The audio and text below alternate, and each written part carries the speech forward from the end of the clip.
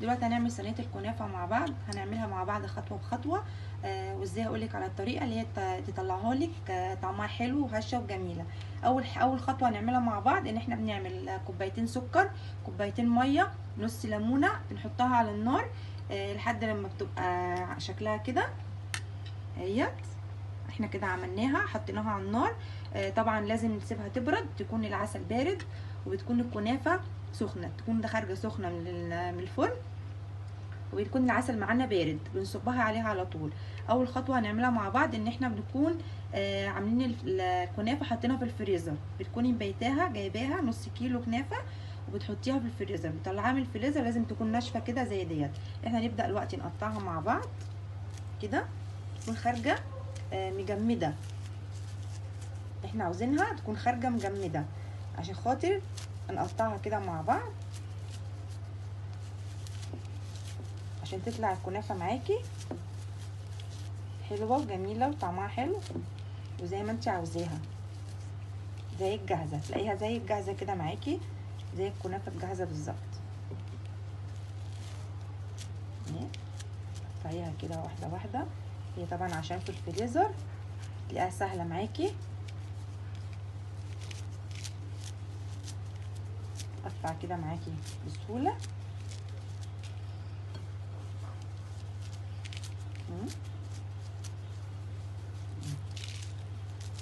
كده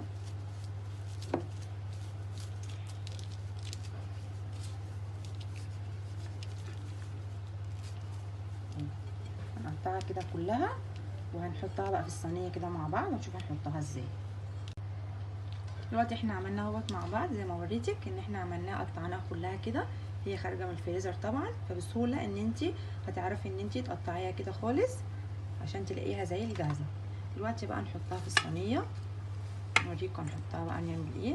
طبعا انت لو حابه ان انت تعمليها محشيه بتحطي نص الكميه دي، زي ما قلت لك ان انت بتجيبي نص كيلو، بتحطي نص الكميه كده مثلا اهي في الصينيه، ترصيها حلو جدا ويرش عليها السمنه، وفي النص بقى تحطي جوز الهند، زبيب، مكسرات زي ما انت عاوزه. لكن احنا مثلا دلوقتي هنعملها ساده، يبقى هنحط الكميه كلها زي ما انت شايفه كده اهي.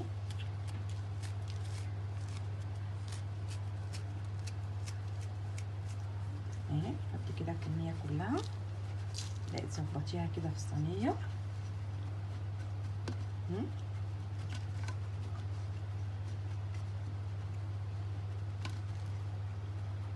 كده. بقى انت لازم الضغطه ديت عشان خاطر تطلع سمكها حلو. تلاقي كده الخرطه مستويه كده وشكلها حلو، تقليه في طبق او حاجه تلاقيها كلها بسوا واحد، شكلها حلو يعجبك، تبقى عامله زي الجاهزه. لازم تقعدي تضغطي كده جامد كده.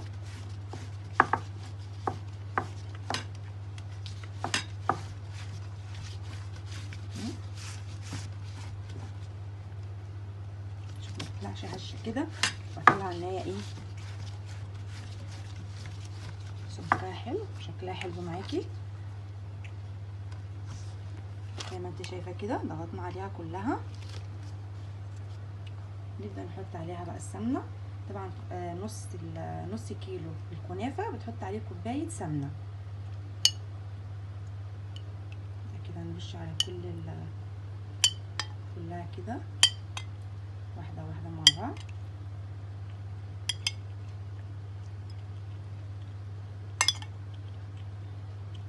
طبعا هي الكنافه بتعمل لها سمنه بس، مينفعش تحطي عليها زيت عشان طبعا الطعم والريحه وعشان ما تنشفش معاكي.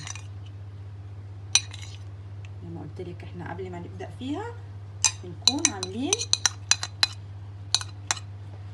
عاملين العسل بتاعها، كوبايتين سكر، كوبايتين ميه، نص ليمونه، بنعملها وتبرد. وبتكون طبعا هنحط دلوقتي صينيه الكنافه في الفرن، نطلعها سخنه وهنسقيها مع بعض العسل وهنشوف شكلها عامل ازاي. عملنا العسل اهوت مع بعض، سيبينه يبرد زي ما قلت لكم، والكنافه لسه مخرجينها من الفرن سخنه.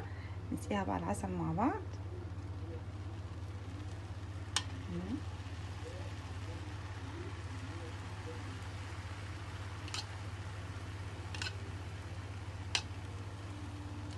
اهي.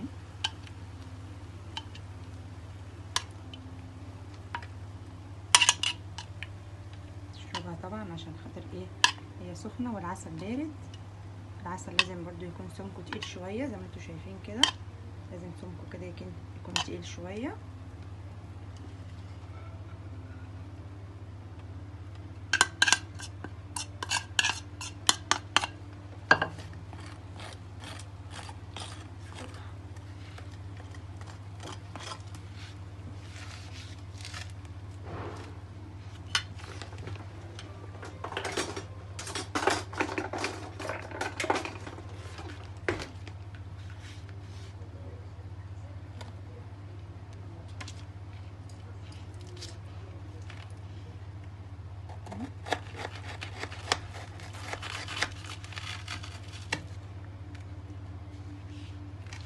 سيبها تشرب العسل ونقطعها مع بعض ووريها لكم.